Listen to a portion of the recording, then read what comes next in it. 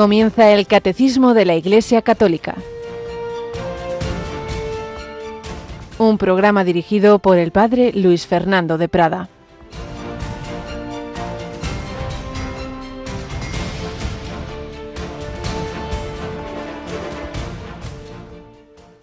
Yo soy el pan de vida. El que viene a mí no tendrá hambre, y el que cree en mí no tendrá sed jamás. Alabado sean Jesús, María y José. Muy buenos días en este miércoles 22 de abril de 2026. ¿Recordáis que esa gran revelación del Señor, de Dios, a Moisés en la zarza ardiente, le dice: yo soy el que soy? Pues bien, en el Evangelio aparece con frecuencia ese yo soy, que ahora lo dice Jesús, como ese Dios hecho hombre, pero muchas veces acompañado de yo soy un predicado. En este caso, yo soy el pan de vida. ¿Qué quiere esto decir? El que viene a mí no tendrá hambre. Y es que el ser humano tiene un hambre, una sed infinitas, porque no somos pura biología, porque no nos satisface meramente todo lo corporal. Necesitamos algo más. Tenemos un espíritu y estamos hechos para Dios. La famosísima frase de San Agustín: nos hiciste, Señor, para ti, nuestro corazón está inquieto hasta que descanse en ti. ¿Y cómo? ¿Cómo saciarnos de Dios? Bueno, de una manera total y absoluta, esa es la gloria, ese es el cielo. Pero ya aquí, Dios se nos ha hecho alimento. No solo de pan vive el hombre, sino de toda palabra que sale de la boca de Dios, palabra y carne.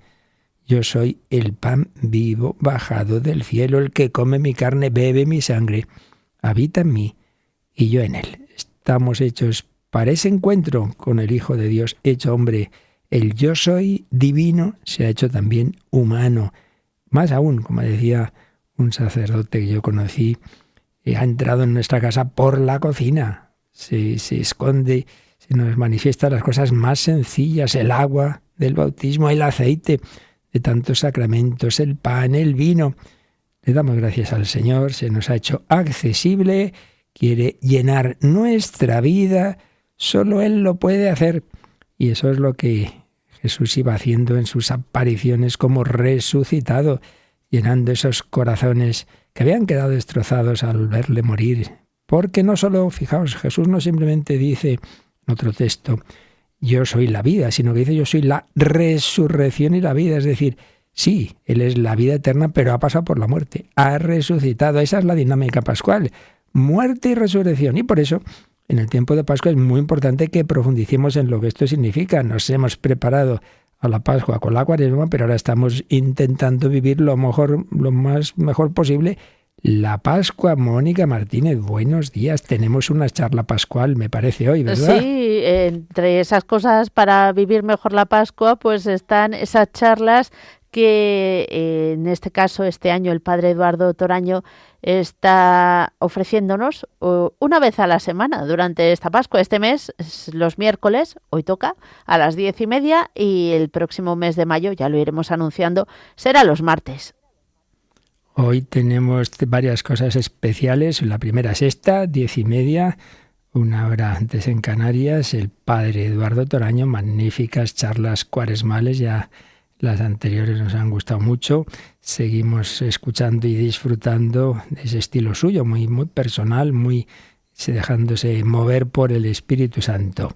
Primer momento. Segundo, estamos acompañando a Pedro, al sucesor de Pedro, por supuesto informando de todo lo que hace, pero de vez en cuando hacemos una retransmisión, intentamos en estos países, y claro, ¿cómo no íbamos a hacer una retransmisión en un país hermano con el que tenemos muchísimos vínculos, España y Radio María España? Hablamos de Guinea Ecuatorial. ¿Qué tenemos hoy, Mónica? Hoy la Santa Misa, que va a presidir en la Basílica de la Inmaculada Concepción, que está en Mongomo. Será a las 11:30, hora peninsular. Qué bueno, pues ya lo sabéis. Seguro que será como son esas celebraciones de nuestros hermanos africanos que las viven con una alegría. Es curioso, porque en España se alarga un poco la misa de la gente protesta. Allí, como sea corta, protestan también. Dice, pero oiga, hable más, que hemos hecho no sé cuántos kilómetros para esto, para disfrutar. Y nada, se puede pasar toda la mañana escuchando, bailando, cantando. ¡Qué maravilla! Y tercer aspecto de la programación que hoy destacamos. Estamos hablando de esa sed de Dios, todos lo tenemos, pero es verdad que de joven uno más idealista y cuando no encuentra quien sacie la sed puede acabar muy mal. La semana pasada oíamos la primera parte de la entrevista a una jovencita que cuando era todavía más jovencita, madre mía, estas cosas cada día más extendidas en esta sociedad desnortada, pues y a pesar de tener una familia buena y tal, pero bueno, distintas circunstancias, problemas que nos fue contando le llevaron a lo más trágico, a la decisión peor que se puede tomar en esta vida, que es 2 intentos de suicidio, el segundo sobre todo de eso que uno dice, madre mía, porque Dios actuó de manera milagrosa. Nos lo contó y madre mía, ese testimonio ha batido récords de reproducciones, de podcast. Y lo más importante, más que el número, es que me consta de casos concretos, personas que le han oído, algunas jóvenes que habían hecho lo mismo que esta chica, que Alicia, que les ha tocado el corazón. Pero hoy viene lo mejor, porque ahora vamos a ver cómo el Señor la fue sacando de esa situación. Primero, a través de su providencia, medios humanos, psicológicos, y lo más bonito, ya el encuentro con Cristo. Esta noche, en El Hombre de Hoy y Dios, 11 de la noche, 10 en Canarias, pues vamos a ver cómo resucitó también esta chica y nos quiso dar testimonio. Bueno, pues como veis, en Radio María tenemos un poquito de todo, aparte de toda la programación ordinaria, y ahora este programa del Catecismo, tocando un tema que muchas veces, antes comentaba, antes de entrar en antena con Mónica, que no hay nada como explicar las cosas para enterarse de ellas, porque yo tengo que reconocer que estudiando ahora, pues esto que ahora estamos tocando, este tema tan debatido por algunos, ¿no?, del celibato y tal, pues me he dado cuenta más de cosas que se dicen y que a veces todos repetimos. Bueno, esto del celibato empezó en el siglo no sé cuánto, pero al principio no era así. Bueno. Estad atentos, ya veréis qué cosas, cuántas veces repetimos cosas que no conocemos bien y nos creemos las cosas que dicen pues quienes no quieren vivir conforme nos ha ido transmitiendo el Señor en su Santa Iglesia. Bueno, pues en primer lugar, como estamos tratando del orden sacerdotal, estábamos oyendo testimonios de sacerdotes entregados hasta el final y seguimos oyendo la historia de un sacerdote italiano que en el contexto jesuita, en la Segunda Guerra Mundial, fue hecho prisionero por la Unión Soviética y cómo, a pesar de todos los años de soledad, de encarcelamiento, de torturas, etcétera, tenía la compañía de Jesús Eucaristía milagrosamente. Se había hecho trocitos de formas que las llevaba colgadas al cuello y también eso debió ser milagroso porque no se corrompieron durante años y iba teniendo, ahí va comulgando de poquito a poquito y sobre todo esa presencia de Jesús. Seguimos oyendo como lo contaba el padre Pietro Alajani y vamos adelante pues con este programa del Catecismo de la Iglesia Católica que nos habla del orden sacerdotal y enseguida hablaremos de esa llamada particular dentro del orden sacerdotal que el Señor, como norma general, ha unido a ese sacramento que es el celibato.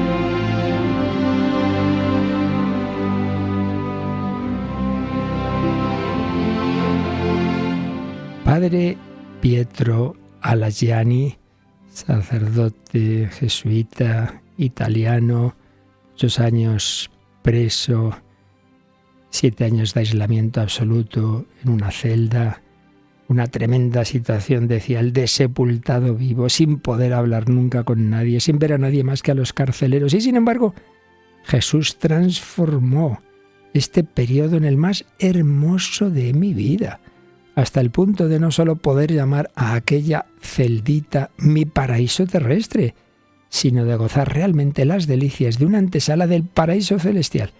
Ahí nos quedábamos el último día, cuando él nos contaba eso, que teniendo a Jesús Eucaristía con él, fijaos qué impresionante, una celda de aislamiento se convierte en antesala del paraíso celestial. Ay, Padre, es que estoy muy solo, muy solo. Vive esa relación íntima con Jesús.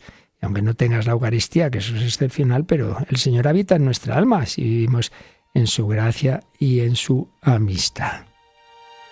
Y seguía diciendo así en su diario y el relato de lo que le ocurrió. Dios me hizo casi sensible la compañía de mi querido Jesús. Me puse a tratar con él, con una ingenuidad y una intensidad realmente infantiles. Le hablaba en voz alta, como a un compañero de celda.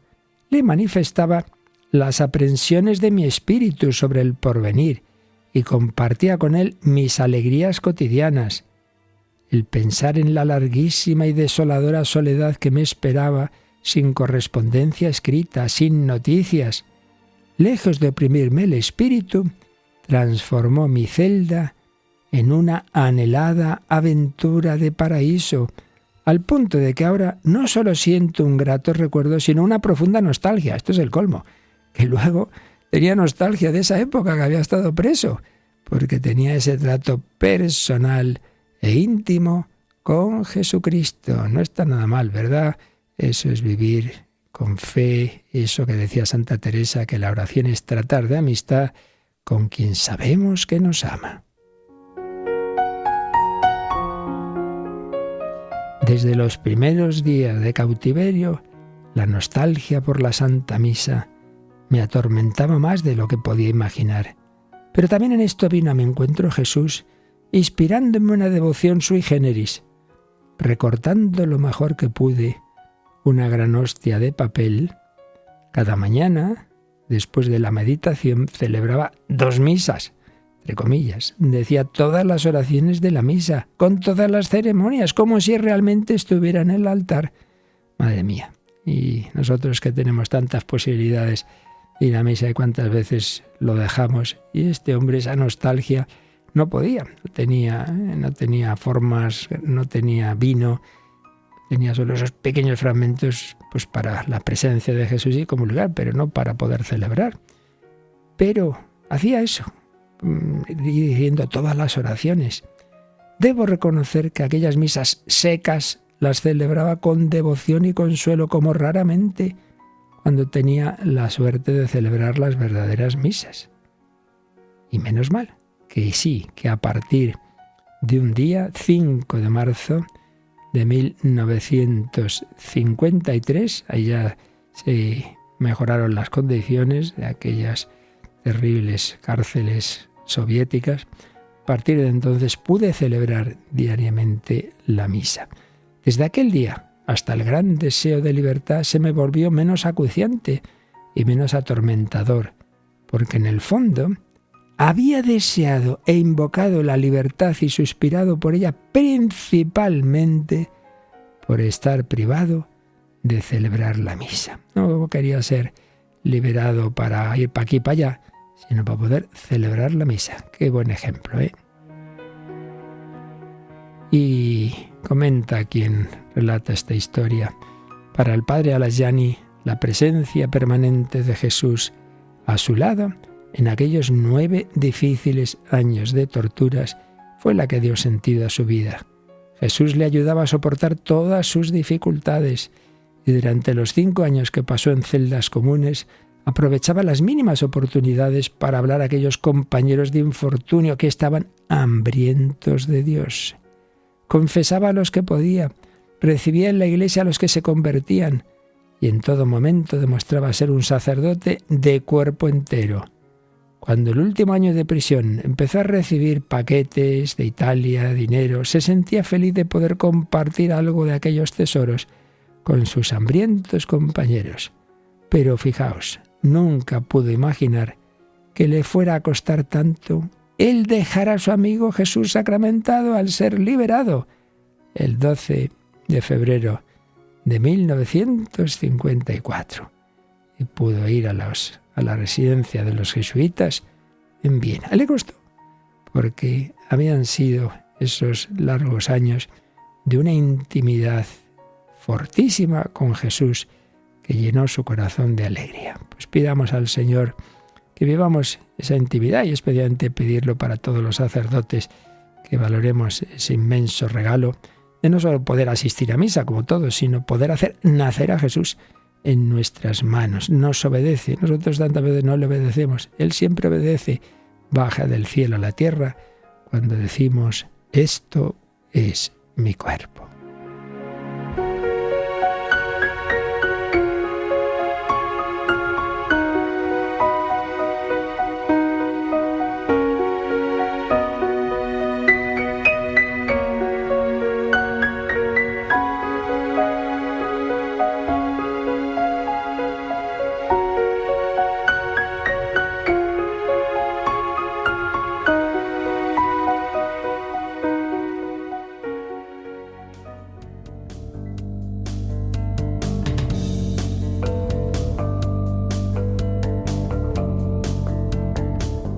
Bueno, a que no sabíais nada de todo esto. Así es la historia. Cualquier error, cualquier pecado, enseguida de un católico y más de un sacerdote, nos lo meten hasta en la sopa. Pero tantos mártires, tantos héroes, pues ni nosotros los conocemos. Dios sí. Por eso demos gracias a Dios por toda la historia de santidad, de tantos seguidores de Cristo, de tantos sacerdotes que han puesto a Jesús por encima de todo, y mártires también en todos los demás estados de vida, desde San Esteban, el primer mártir de Jesús resucitado. Bueno, pues estábamos en el tratadito del catecismo sobre el orden sacerdotal y habíamos estado viendo hace unas semanas el tema de quién puede recibir este sacramento. Estuvimos explicando el por qué es solo el varón, que básicamente es porque a fin de cuentas el sacerdote hace presente a Jesucristo. Jesucristo, el Hijo de Dios, se hizo hombre, pero se hizo hombre concretamente varón. Y estuvimos viendo que eso no tiene nada que ver con las costumbres de discriminación de la mujer, sino todo lo contrario, porque el Señor rompió esas costumbres, pero a cada uno nos da una vocación y la de tipo sacerdotal era para los varones. Y ahora estamos viendo otro tema que, aunque es verdad que no tiene ese grado de certeza clara con que la Iglesia ha precisado que solo el varón puede recibir el sacerdocio, pero también sí que hay una clara relación, con excepciones, pero profunda relación, entre el sacerdocio, sobre todo no hay ninguna duda en su grado supremo, que ya sabemos que es el episcopado, y el celibato. Y, como os decía al principio, pues la verdad es que en esto a veces se dicen cosas como si eso fuera simplemente una ley que se impone allá por la Edad Media, pero que antes en realidad la mayor parte de los sacerdotes no lo vivían. Bueno. Se dicen cosas muy, muy falsas que hoy vamos a intentar precisar. Pero antes vamos a releer una vez más el número. Hay dos números, de momento releemos el primero de ellos sobre este tema, el 1579, pero recordad que antes de entrar directamente o específicamente en el tema del celibato, estábamos viendo algo fundamental. Es que no hay que verlo como algo, digamos, separado de otras dimensiones, sino hay un tema previo. Y es el sacerdocio simplemente es una tarea, uno se dedica a esa tarea como otro se puede dedicar a otras, o es un estado de vida.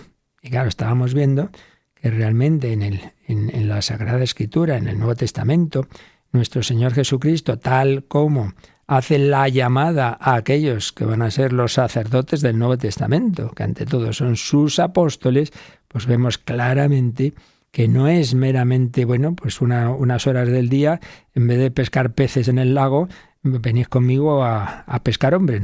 No, es toda una forma de vida. Estábamos viendo eso y estábamos viendo además en concreto en un trabajo que nos dejó ya como Papa Emérito Benedicto XVI, estábamos viendo cómo él exponía el paso del sacerdocio del Antiguo Testamento al Nuevo Testamento, que es muy importante. Ya habíamos visto parte de esto en números anteriores del Catecismo, pero enseguida vamos a seguir viendo cómo lo exponía Benedicto XVI. Pero antes, repito, vemos cómo el propio número 1579 nos habla del sacerdocio no como una mera tarea, sino como toda una entrega de la vida. Lo releemos, Mónica.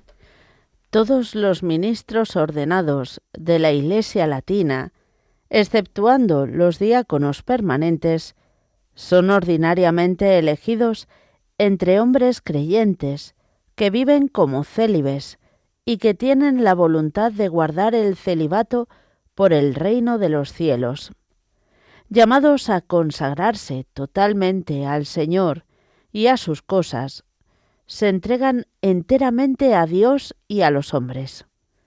El celibato es un signo de esta vida nueva al servicio de la cual es consagrado el ministro de la Iglesia, aceptado con un corazón alegre, anuncia de modo radiante el reino de Dios. Llamados a consagrarse totalmente al Señor y a sus cosas, expresión sus cosas o sus asuntos de San Pablo en 1 Corintios 7, se entregan enteramente a Dios y a los hombres, ¿veis? No es una actividad parcial, es una entrega de la vida. Bueno, pues estábamos viendo cómo en el Antiguo Testamento el sacerdocio era algo ligado a una tribu, la tribu de Leví. En el grado supremo, ligado a una familia, la familia de Aarón. Los sumos sacerdotes de esa familia de Aarón. Luego está el tema del sacerdote Sadoc, los saduceos y así digamos el sacerdocio que hoy equivaldría más o menos a los diáconos, pues serían los levitas. Pero en cualquier caso algo hereditario y que no implicaba un cambio, digamos, una vida distinta, salvo en el sentido, muy interesante, de que cuando Dios lleva al pueblo de Israel, lo lleva a la tierra prometida, al llegar allí ya son 12 tribus. Entonces a cada tribu se le reparte parte de esa tierra. Luego a su vez dentro de las tribus las familias. Pero a la tribu de Leví no se le da tierra, porque esa tribu se va a dedicar solamente al culto, al culto del Señor. Entonces, por eso está ese salmo tan bonito, que ya comentaremos, el Salmo 16:15, el Señor es el lote de mi heredad y mi copa. Bueno, pues estábamos viendo cómo el Señor Jesús no se opone, ni mucho menos, a la religiosidad de su pueblo, ya lo dice, no he venido a abolir la ley, sino a darle plenitud. No se opone al templo, ahí le tenemos con 12 años en el templo, ni mucho menos, pero es verdad, claro, que todo lo del Antiguo Testamento es una preparación que va a culminar en él y que obviamente va partiendo de ello darle otro enfoque en buena medida. Y además esto no es que lo empezara Jesús, sino que ya los profetas habían insistido en el peligro de las desviaciones que se estaban dando muchas veces en el sacerdocio y en el culto cuando se reducía a una cosa meramente ritual. Pensar que por decir estas oraciones, ofrecer estos animalitos y tal, ya entonces ya estamos muy santos. Pues no. Eso es para que nuestra vida cambie. Bueno, entonces vimos que hay una escena que parece como que el Señor se opone al templo, que es esa famosa escena en que el Señor echa a los vendedores, purifica el templo y además hace ese anuncio: destruid este templo y en 3 días lo reedificaré. Claro, lo entienden sus enemigos como que dice hablar de la destrucción del templo de Jerusalén. No, el templo es su cuerpo.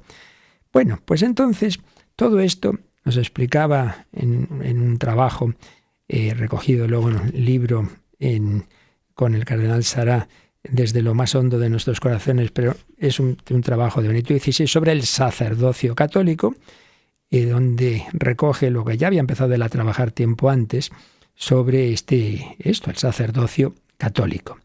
Y hablando de la destrucción del templo, que en efecto se realizó por el Imperio Romano, por las tropas que allá en el año 70 destruyen Jerusalén, decía Benedicto XVI, cómo el Señor permitió eso, pues precisamente, como todo lo malo que Dios permite, ¿no?, para algo positivo, y es hacer ver que en realidad el verdadero templo es Jesucristo, que el verdadero culto es el culto que le había dicho Jesús a la samaritana en espíritu y verdad, y en definitiva, que todas esas alianzas, sobre todo la gran alianza del pueblo en el Sinaí y la gran fiesta de la Pascua, todo ello iba a culminar en la última noche de Jesús en la tierra, en su última cena.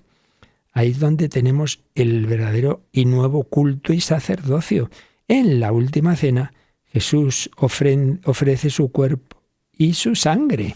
Ahí vemos el nuevo culto y ahí vemos también el nuevo sacerdocio.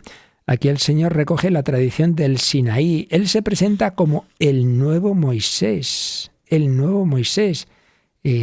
Moisés trae la ley, los 10 mandamientos, y Jesús dice, se os dijo, pero yo os digo. Jesús establece esa alianza, pero esa alianza en su sangre, no con la sangre de los animales. La esperanza de la nueva alianza, que ya había anunciado también profetas como Jeremías, y siendo él autor y víctima del sacrificio. Jesús se entrega en su carne y en su sangre, anticipa así la cruz y la resurrección. Claro, sin la resurrección todo esto no tendría sentido. La crucifixión de Jesús en sí misma no es un acto de culto. Los soldados romanos que matan a Jesús obviamente no son sacerdotes, pero precisamente Jesús anticipa este hecho cruento en la última cena, y ese sí que es un acto de culto. Esa entrega por amor de su cuerpo y su sangre como alimento en la última cena es una anticipación de su muerte y resurrección, una transformación de un acto, que en sí mismo es un acto de crueldad terrible, la crucifixión, se transforma en un acto de amor y de entrega de sí mismo. Y así Jesús lleva a cabo la renovación esencial del culto, que seguirá siendo válido y obligatorio para siempre. Convierte el pecado de los hombres en un acto de perdón y de amor. Por eso San Agustín llama el paso de la cena al sacrificio de la mañana. Dice, la cena es el don que Dios nos concede en el amor de Jesús que perdona.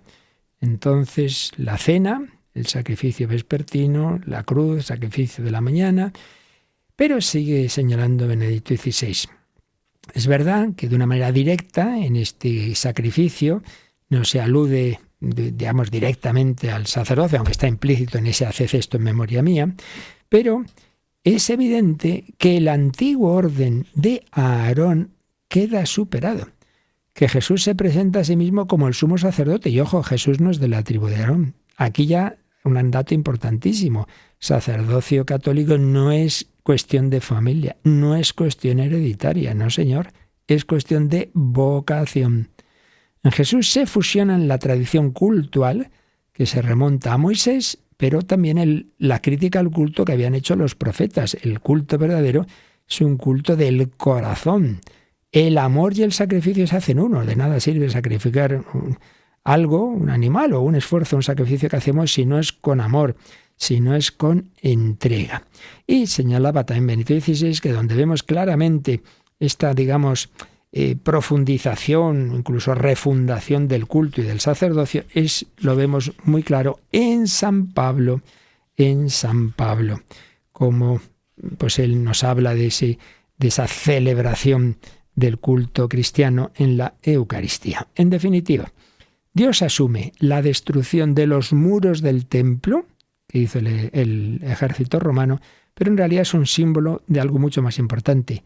Ya no existen muros porque Cristo resucitado se ha convertido en el espacio para adorar a Dios. Ya no hay muros, no hay nada que se interponga entre el pueblo, la persona humana y Dios.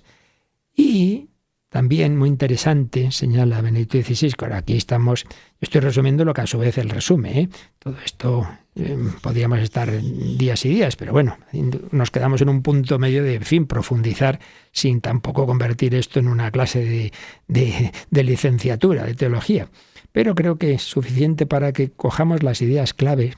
Y un dato creo que también muy digno de consideración, y es que esas tres grandes figuras que enseguida van a aparecer en la jerarquía católica, el obispo, los presbíteros y los diáconos, pues lo relaciona Benedicto XVI, el obispo con el sumo sacerdote, claro, los presbíteros con los sacerdotes que atendían el templo, y los diáconos con los levitas, que eran, pues eso, ya una tercera categoría de todo ese bloque, digamos, de personas al servicio del culto. Episcopos, sumo sacerdote, presbíteros, sacerdotes, diáconos, el levita.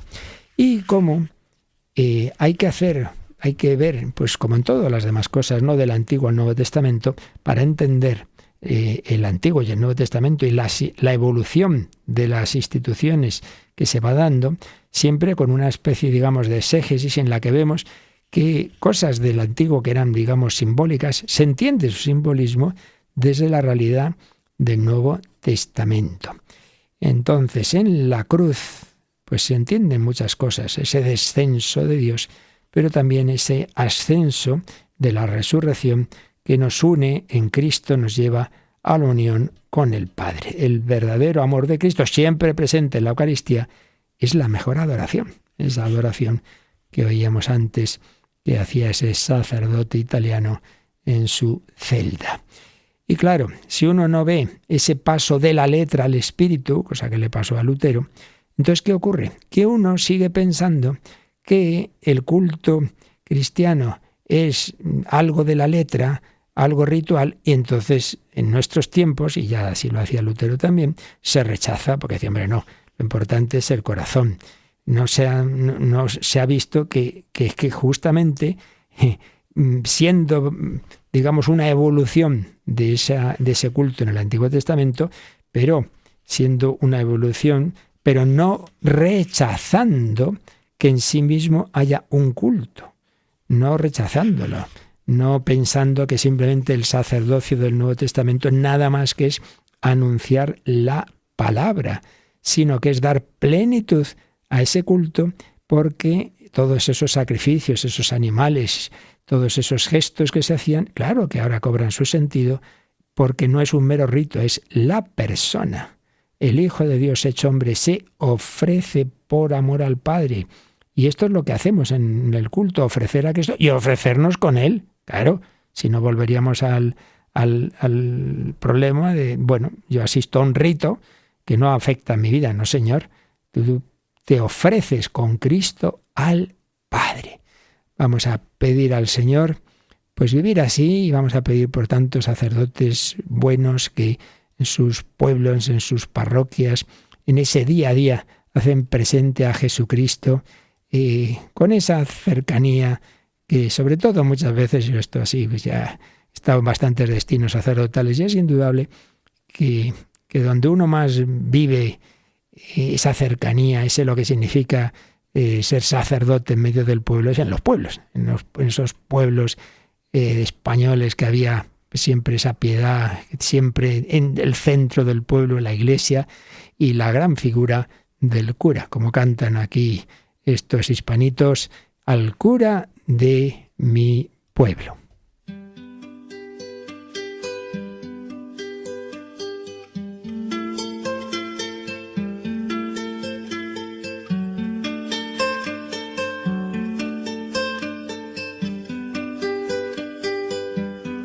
Cura de mi pueblo, que en tus oraciones a Dios siempre ruegas por todos nosotros.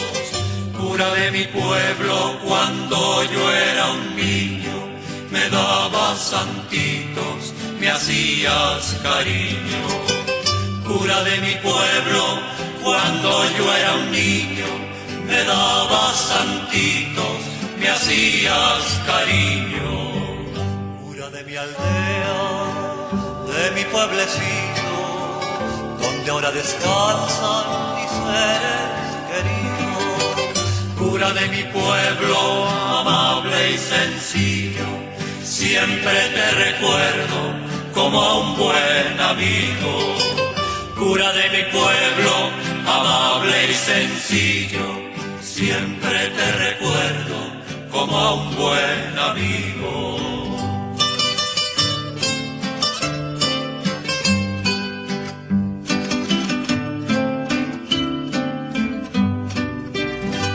Que ya soy hombre y te veo viejito, yo venero en ti todo el tiempo ido. Dime mi buen cura, mi buen padrecito, tú que sabes tanto y tanto has oído. Dime mi buen cura, mi buen padrecito, dime si es pecado, si amar es delito.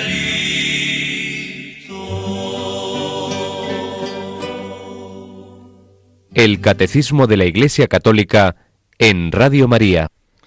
Cura de mi pueblo, pues un abrazo a todos aquellos que estáis en tantos pueblos hoy día con la escasez de sacerdocio corriendo de aquí para allá. Eso sí, muchos me decís escuchando Radio María en el coche. Bueno, pues después de unas palabrillas muy resumidas sobre cómo todo el sacerdocio tiene su sentido, su preparación en el Antiguo Testamento, su consumación en Cristo, ahora ya vamos acercándonos al tema, ¿no? Ese Jesucristo, ese sumo sacerdote, ¿cómo vive? Y que para dar, digamos, el fundamento a los sacerdotes que él instituye. Bueno, evidentemente, el Hijo de Dios se ha hecho hombre, se ha hecho varón y se ha hecho célibe. Ha vivido en celibato. Bien, entonces ya para empezar no hay que oponer encarnación, cercanía de Dios a los hombres y celibato. Porque más cerca que Jesús, esa cercanía del Emmanuel, del Dios con nosotros, no implica que él viviera como la mayor parte de la humanidad, a la que él llama al matrimonio. Pero bueno, no corramos. Seguimos mirando a Jesús como sumo sacerdote, como modelo de consagración y de misión. Y aquí seguimos, como ya en otras ocasiones, al gran teólogo Jean Galot, que nos recuerda estas dos palabras que aparecen en el texto que hemos visto, que ha leído antes Mónica, del catecismo, aparecen implícitas. Consagración de la vida, aparece claramente esa palabra consagración, y la misión. No hay que separarlas. Consagración. Cristo, como el propio Jesús dice, ha sido consagrado por el Padre y lo ha enviado al mundo. Consagración y misión. Se ha presentado como el Hijo del Hombre marcado con el sello por el Padre, Juan 6, 27. Un hombre que pertenece enteramente al Padre. Eso ya lo dijo con los 12 añitos en el templo. ¿No sabíais que tengo que estar en la casa de mi Padre o en las cosas de mi Padre? Esta consagración reclamará todo el corazón del Hijo hecho hombre, al mismo tiempo que todas las fuerzas de su persona. Intimidad con el Padre. Por eso, sí, muy buen hijo en ese hogar de Nazaret, pero dejando muy claro que la intimidad con el Padre está antes incluso que la familia. Y por eso les da ese disgusto, que José y María no entienden. Claro, quería enseñarnos que ante todo es el Padre, la voluntad del Padre. Y también ahí se ha visto siempre como un ejemplo para todos aquellos que con una vocación sacerdotal o religiosa, hay veces, por desgracia, que la familia se opone, pues hijo, y ya eres mayor de edad y es clara esa vocación, pues es triste y doloroso, pero si hay que elegir, Dios está primero, el primer mandamiento es antes que el cuarto. Consagración y misión sacerdotal. Jesús viene a inaugurar una generación espiritual de una nueva humanidad. Entonces, pues también es coherente que se abstenga de una generación de orden corporal.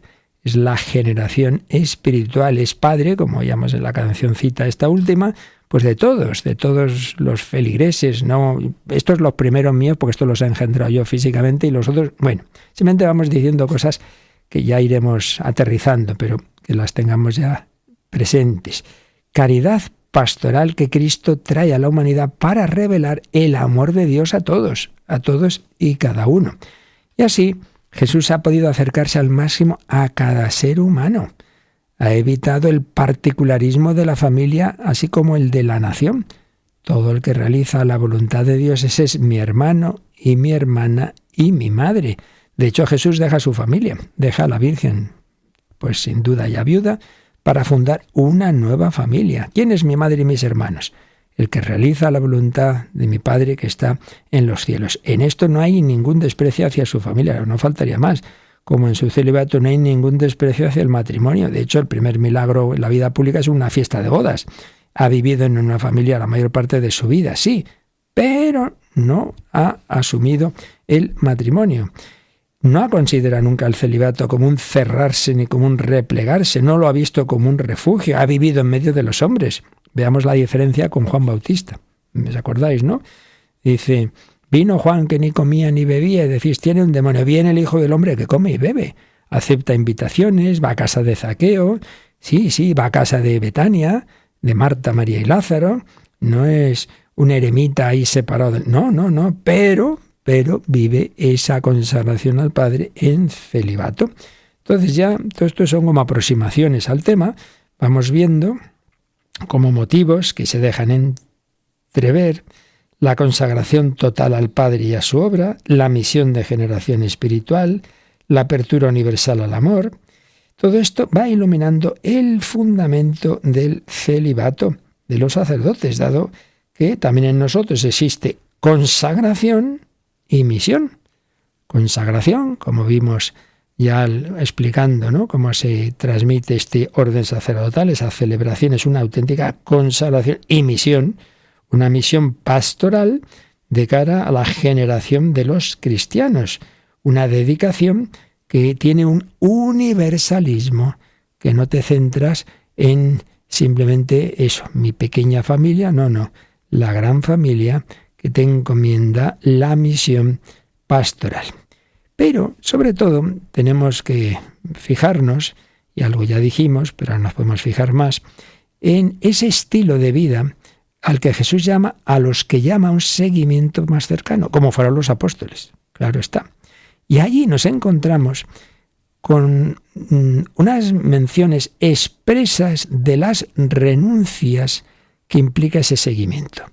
Si alguno viene en pos de mí, sin odiar ya sabemos que en el lenguaje semítico es amar menos, a su padre, a su madre, a su mujer, a sus hijos, a sus hermanos, hermanas, e incluso a su propia vida, no puede ser discípulo mío.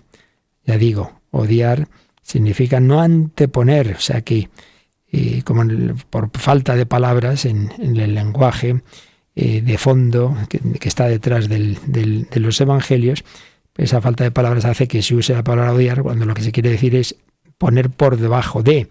Entonces hay que poner por debajo del amor a Cristo, pues a la mujer, a los hijos, una vinculación que impide a los discípulos anteponer nada ni nadie a Cristo, incluido la mujer y los hijos. Entonces, ¿esto quiere decir que el discípulo que ya estaba casado tiene que abandonar a la mujer y a los hijos? De momento quedémonos con el detalle y ya iremos viendo lo que esto puede implicar. Pero sí que evidentemente se está hablando de renuncia de alguna manera a la vida matrimonial. Otro texto, en Lucas 18:29. ¿Quién deja casa, mujer, hermanos, parientes o hijos a causa del reino de Dios? La renuncia a la familia comporta una renuncia a la mujer y a los hijos. Bueno, eso es el celibato, ¿no? O sea que luego ya veremos. Bueno, pero esto se aplica a sacerdocios, para todos. De momento vamos recogiendo, digamos, datos de por aquí y por allá, luego ya los juntaremos. En cualquier caso, el celibato no hay que verlo como una renuncia más, como una renuncia aislada, sino que forma parte, y esto es lo realmente fundamental, de un estado de vida más amplio. ¿Qué consiste en qué? En dejarlo todo y todos para seguir a Cristo. Ese es el aspecto más radical, ese celibato, pero también de otras dimensiones. Claro que sí, como es la dimensión a los bienes materiales, como es la dimensión a dónde vivo, dónde dejo de vivir, es exigido por una total pertenencia que Jesús reivindica sobre sus discípulos. Seguir a Jesús es unirse a Él, hasta el punto de renunciar a tener mujer, a tener hijos y a tener una casa propia, a estar en la riqueza. No, es un centrar el corazón en el Señor siempre a causa del reino de Dios, no porque se considere algo malo, de ninguna manera. Se renuncia a algo muy bueno, y por eso tiene más valor. Si fuera a renunciar a algo malo, no tendría gracia la cuestión.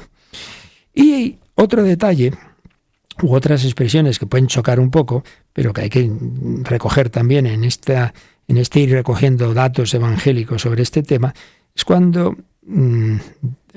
habla Jesús de que el matrimonio es para toda la vida, y entonces los apóstoles, ahí los pobres, San Pedro, que a veces dice cada cosa, pues si esa es la condición del hombre hacia su mujer, más vale no casarse, como diciendo, aunque la otra salga así, uno no se puede divorciar, pues no. Y entonces va Jesús a propósito de esto y dice, No todos comprenden estas palabras, sino solo aquellos a quienes se les ha concedido. Pues hay eunucos que nacieron así del seno materno, eunucos que han sido hechos por los hombres, y hay eunucos que se han hecho ellos mismos a causa del reino de los cielos.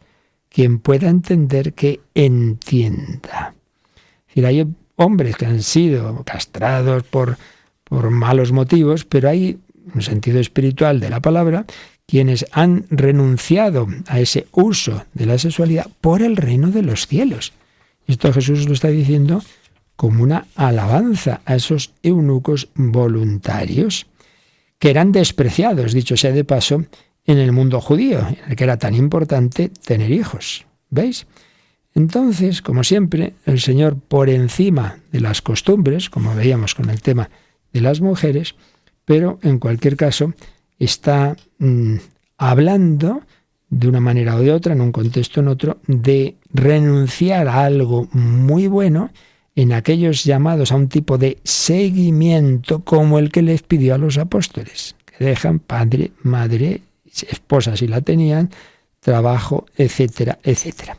De momento, esto somos conscientes, lo estamos diciendo un poco en general para distintas vocaciones. Ahora ya la pregunta más concreta es, bueno, pero vamos a ver, ¿esto se aplica directamente al sacerdocio ministerial o puede ser solamente para la vocación, digamos, que hoy llamaríamos la vocación religiosa? Este vínculo del celibato con el sacerdocio ministerial está en el Evangelio o es algo posterior. Lo que está claro es que en Jesús está. Eso es evidente. Y luego la pregunta es, ese carisma, porque es un carisma, no puede ser uno porque le dé la gana. Yo no quiero casarme. Bueno, tranquilo, eso tienes que preguntarle a Dios. Entonces, ese carisma está particularmente unido al sacerdocio ministerial. Eso es lo que vamos a ir viendo. Y lo que está claro es que aquellos que son el modelo de sacerdocio en su plenitud, que son los apóstoles sucedidos por los obispos, ciertamente. Ah, no, pero San Pedro se habla de la suegra. Sí, se habla de la suegra y no se habla de la mujer. Eso ya para empezar es bastante probable que la mujer hubiera muerto, pero en cualquier caso, si la tenía, desde luego, ahí se quedó, porque como bien sabemos, luego ya no aparece para nada.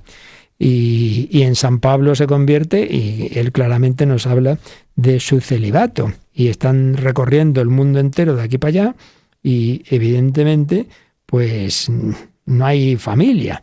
En fin, esto iremos ya precisando poco a poco y preguntándonos, ¿no? Pedro y los otros apóstoles no estaban casados, ya hemos hablado de Pedro, muy probablemente fue viudo, Juan y Andrés, bueno, y todos los demás. Vamos, todo hace pensar que para nada aparecen las esposas. Hay un texto en 1 Corintios 9:5 que se discute exactamente qué significa, cuando San Pablo dice, no tenemos derecho a llevar una mujer hermana como los otros apóstoles, los hermanos del Señor y Cefas. Muy probablemente se está refiriendo a una colaboradora como otros colaboradores que iban con los apóstoles, que también hubiera mujeres. ¿Cómo había mujeres? Si os acordáis, que seguían a Jesús y le atendían con sus bienes, que le ayudaban, como tantas veces ocurre, ¿no? Esa mujer hermana. Pero también, y esto ya lo veremos, puede ser que en algún caso fuera esposa, también puede ser, pero como vamos a ver, y esta es la gran sorpresa que cuando uno estudia esto se lleva, es que se aparece muy claramente desde el principio la renuncia al uso de las relaciones íntimas del matrimonio en el caso de aquellos que estaban casados y fueron llamados al sacerdocio. Eso es lo que vamos a ver ya el próximo día, pero se nos acaba el tiempo y ahora ya no entramos en ello. De momento podemos concluir a este respecto con el padre Galot, que si la situación inicial de algunos apóstoles, pues no sabemos con certeza cuál era, y puede que sí, que algunos estuvieran casados, pero lo que sí que parece claro es que Cristo les pidió, como a esos seguidores cercanos, la renuncia a la vida familiar y al matrimonio, dejar todo, también sus trabajos civiles, en un nuevo estado de vida, que es ese seguimiento corporal, que es irse detrás de él. Y por tanto una unión entre la llamada al ministerio sacerdotal y la llamada al celibato. Lo cual, un celibato que por otro lado, San Pablo elogia clarísimamente en su primera carta a los Corintios en el capítulo 7, con una motivación escatológica: el tiempo es corto, la figura de este mundo pasa, pero sobre todo porque son dos vocaciones que difícilmente hacen compatible una consagración total. Porque si yo estoy totalmente consagrado al Señor, pero también estoy totalmente consagrado, como debe ser, a mi esposa, ahí es donde surge pues dificultades, como habla San Pablo, y dice que está dividido uno cuando ocurre eso.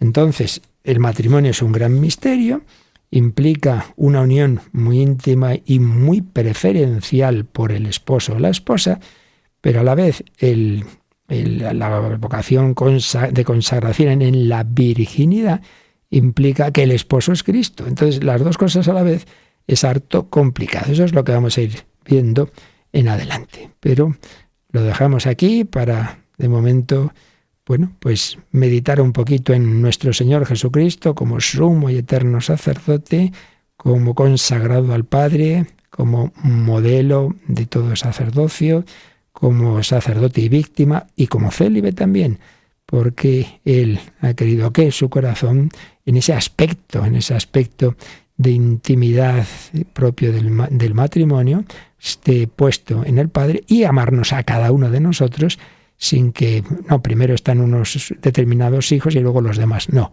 amarnos a todos con ese corazón que tiene nuestro Señor Jesucristo, un corazón y un amor divino y humano. Pues lo meditamos un poquito más y damos gracias al Señor de que nos invita a esa vivencia sacerdotal. Tú eres sacerdote in eternum, tú es sacerdos in eternum en latín, se canta muchas veces en las ordenaciones sacerdotales. El sacerdocio del Antiguo Testamento ha evolucionado hacia ser Jesucristo, el sumo y eterno sacerdote. Nos recuerdan ahora cómo podéis hacer vuestras consultas. Participa en el programa con tus preguntas y dudas. Llama al 91005-9419. 91005-9419. Puedes escribir un mail a catecismo@radiomaria.es o escribirnos un mensaje al teléfono de WhatsApp 668 594 383. 668 594 383.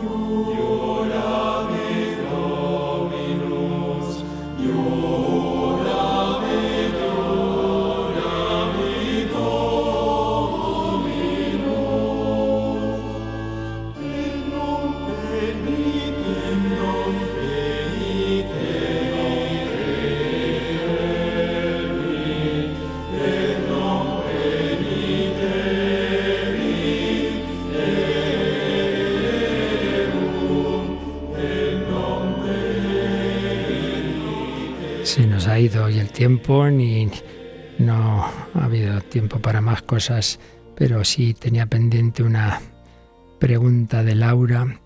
Cuando decimos en la Eucaristía por mi culpa, por mi gran culpa, y nos golpeamos el pecho, ¿cuál es el origen de dicho gesto? Pues mira, la verdad es que con certeza no lo sé. He consultado a alguna persona porque yo de liturgia no es mi fuerte. Tampoco estaba muy claro. Pero lo que sí que sabemos, si te acuerdas, es que en la parábola del fariseo y el publicano, se dice que el publicano se golpeaba el pecho diciendo: Dios, ten compasión de este pecador. Es decir, que era algo que ya estaba, digamos, en el tiempo de Jesús. Entonces, bueno, pues creo que tampoco es demasiado complicado el pensar esto, ¿no? En definitiva, el pecado nace en el corazón, eso que dice Jesús, ¿no? Lo bueno y lo malo nace de dentro, en el corazón del hombre, no en la mera exterioridad. Entonces, ya en el Antiguo Testamento Dios dice: os daré un corazón nuevo. Y se habla de ese corazón de piedra, corazón de carne. Entonces, golpearse en el pecho, ahí pues en el corazón, en el fondo, es decir: Señor, rompe esto, lo que hay de malo en mi corazón, ¿no? Dame un corazón limpio, nuevo. Es arrepentirse de lo que hay de malo en ese corazón y pedir en cambio un corazón nuevo. Hasta ahí es donde puedo decir, pero ya digo que tampoco habría que indagar más en grandes expertos de liturgia, pero bueno, lo que está claro, ya digo, es que eso ya estaba en tiempo de Jesús. Y luego estos días hemos leído el martirio de Esteban. Entonces de repente Esteban tiene una visión y dice: veo al Hijo del Hombre sentado a la diestra del poder de Dios. Y nos pregunta Julio: pero vamos a ver, si a Dios nadie lo ha visto jamás, entonces ¿eso fue una visión real? Bueno, vamos a ver. Dios no puede ser visto más que en la gloria en cuanto a su esencia divina. Eso es el cielo, su esencia divina. Que por cierto Dios puede darla. San Pablo habla de cuando ha tenido unas experiencias místicas y tal. Pero bueno, en ese sentido. Pero claro, Dios hecho hombre, claro que Dios hecho hombre ha sido visto. Y Santo Tomás se postra ante Jesús resucitado y le dice: Señor mío y Dios mío. Entonces, por la misma regla de tres, igual que estuvieron con Jesús los apóstoles y antes y después de su resurrección, pues lo ven y ven en ese hombre a Dios, y Santo Tomás puede decir: Señor mío y Dios mío. Por la misma regla de tres puede San Esteban, pues eso, que Dios le muestra, se muestra ahí a Jesús al nivel del Padre, unido ahí en el cielo. Veo al Hijo del Hombre, no está diciendo veo la esencia divina, veo al Hijo del Hombre.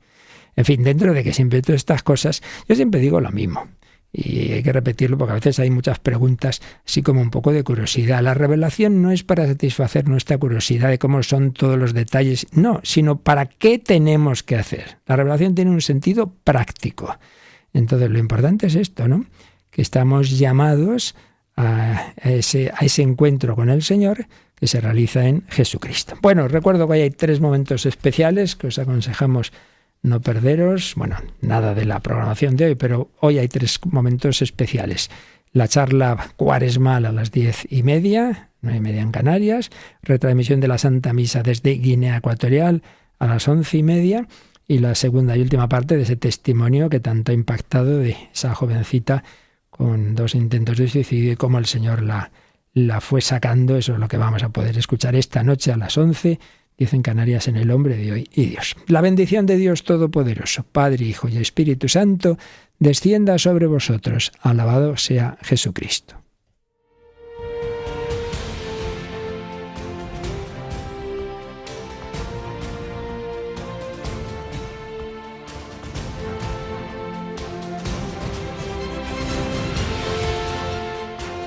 Han escuchado en Radio María el Catecismo de la Iglesia Católica,